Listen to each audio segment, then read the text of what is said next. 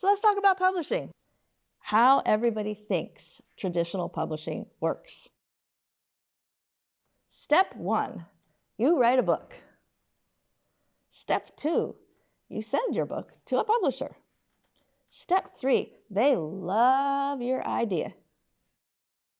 Step 4, they love your title.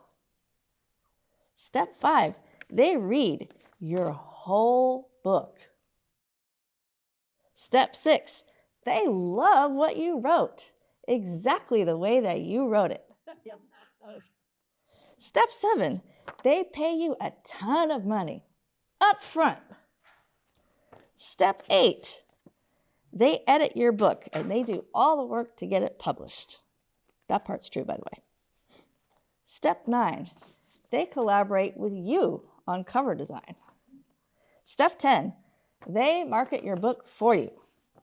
Step 11, you become a best-selling author and become famous and maybe get on Oprah.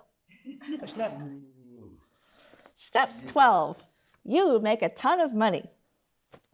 Step 13, maybe you even get a movie deal.